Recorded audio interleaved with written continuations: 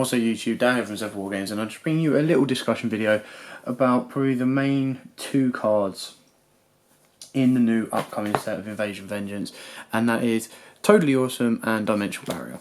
Now obviously the other secrets like Star Venom, Vermilion Dragon, Full Meta Foes, Alkahist, Nemesis Archer, Dark Requiem XYZ Dragon, they're all very good cards, and Vermilion Dragon is probably the next kind of one that you'd keep an eye out of. But these are the two cards that everyone is hunting for, going crazy for, and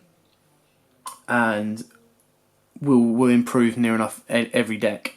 So I won't spend as much time on Dimensional Barrier as Totally Awesome because I have more questions on that than I did Barrier. So we'll start with Barrier. Now my question to you guys is basically, would you play this at 3? Or any less? Like what level would you play this at? Do you think it's worth its price tag? Now its price tag at sneak level is about 60 quid. The chances are it would probably stay around that price, unlike Totally Awesome, which we'll get onto in a minute. So Dimensional Barrier, not only is his artwork amazing, but the effect is really great as well. Declare one monster card type, Ritual, Fusion, Synchro, XYZ or Pendulum. For the rest of this turn, neither player can special summon monsters of the declared type. Also negate the effects of all monsters of that type which are while they are on the field. You can only activate one barrier per turn. So obviously if your opponent is a full-on Pendulum deck, you go first, you flip this, you lock them out for that turn, you're a turn ahead. It's the same for obviously Rituals, Cyber Angels, stuff like that. Anything that relies on Norden or Fusions or XYZs or anything like that, so you can also lock out Totally Awesome. So Dimensional Barrier, I think it's worth its money. I can see it being played at 3 in every deck, but I just want you guys to let us know what you think of Barrier in the comments below. So that's the first one. That is probably one of the main ones of the deck of the new set. Now the other main one, Totally Awesome. So 2 level 2 Aqua type monsters. Once per turn during the standby phase, you can detach one material from this card, special summon one frog monster from your deck. Once per turn during either player's turn, when your opponent activates a spell or trap card or monster effect, you can send one Aqua type monster from your hand or face up on your field to the graveyard. Negate the activation, and if you do, destroy that card. Then you can set the card to your field. If this card is sent from the graveyard, sent to the graveyard, you can target one water monster in your graveyard, add it to your hand. Right. So straight up, amazing, really good card. However, this is my question to you guys. How far do you go to make this card in your deck? Do you go all out? Do you put it in a naturally built deck that can make this quite easily? So it's an Aqua deck. Obviously they're not as meta. You've got the Paleozoics, you've got obviously frogs, original frogs. Do you put in a frog engine or a Paleozoid engine just to make this naturally? Or do you go what most people are going for, which is the rank 4 engine by using Bahamut Shark?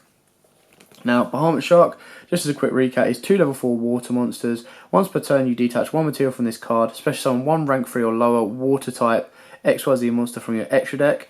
This card cannot attack for the rest of the turn.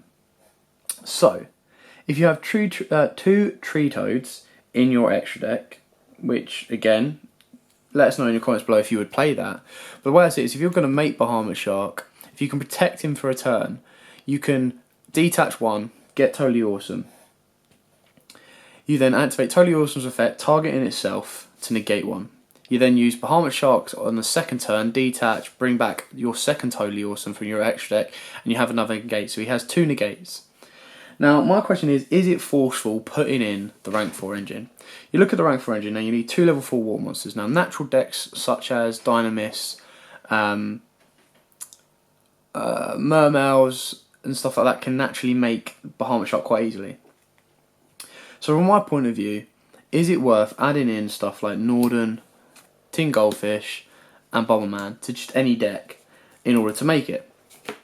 Now, coming from a Dark Magician player, obviously my Dark Magician build include Chocolate Magician Girl. So my thoughts on Totally Awesome is, am I happy, am I willing, do I want to have 3 to 4 extra deck spaces used up to get Totally Awesome out? Do I want Tin Goldfish in my deck, or do I want instant fusions? Would I rather get rid of Norden and just have Tin Goldfish in my hand? Do I want Bumbleman in my hand, or I want other monsters in my hand? Do I want to be able to go Tin Goldfish, Chocolate, Dump with Chocolate, Overlay Chocolate, Bahamut Shark, Detach, Totally Awesome? Okay, so that's my thoughts on that kind of aspect of it. Now, I agree, Totally Awesome is, as its name suggests, awesome. But is it becoming a forceful card? Now, this card at the moment is sitting around £60 sneak peek price. I know some people that have picked it up for 20 quid. Facepalm, I don't know if that's good or bad. Do I think this will go down? In my personal opinion, yes. Because, yes, it is amazing. And decks like Heroes, basically the main decks that can make this guy just out like that aren't meta. They're not the top decks, unless you're going to put the engine in.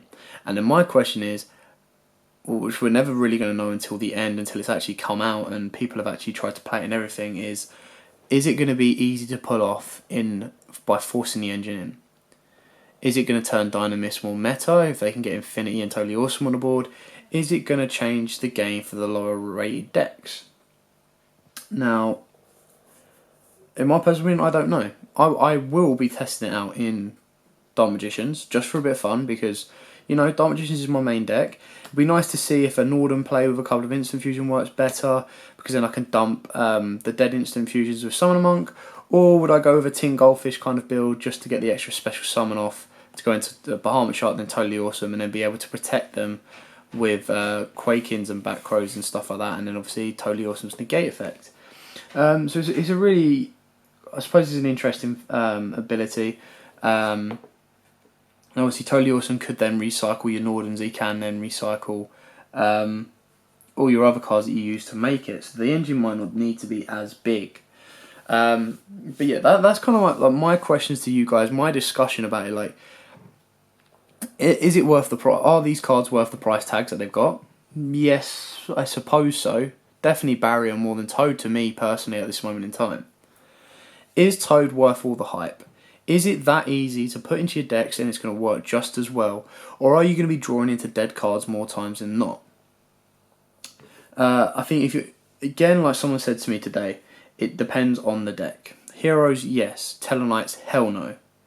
Because it's just not the way they work. It's not as simple to do so. I feel if your deck can naturally have a couple of water monsters in there, then yeah, give it a go, give it a try, see if it suits your playing style and if it really works or not. Would you play more than one in the extra deck if you can get hold of it? I suppose if the price stays around 60 quid, probably not. You'd want one and get rid of one. But then, would you rather have Totally Awesome or Barrier if you only can have one? I mean, Barrier will be played at 2 to 3. Toad can then be played at 1 or 2. And it's really going to depend on just your play style. So it's just a thoughts on my mind. These are the cards that are coming out on Thursday, Friday for the States, I believe. And these are the cards that are going to stand out in this set above the rest. Only by a little bit, but they're still the main ones. When you go Invasion Vengeance, you think Totally Awesome and Dimensional Barrier. They're going to be the most expensive and probably the hardest to get hold of. So, if you can get hold of them, do so. Let us know what you think about them in the comments below. Again, it's down to personal opinion. This is all it is, just a discussion video. I just want to be talking with you guys, just to get your thoughts and feelings on the cards. So, thanks for watching. Like, comment, subscribe, share. We will be doing a giveaway for some Invasion Vengeance packs, and that will be coming out on Thursday. Thanks to our friends at Lost Ark. So keep an eye out for that. We'll also be doing a box opening, of course. So, yeah, let us know what you think of these two cards below.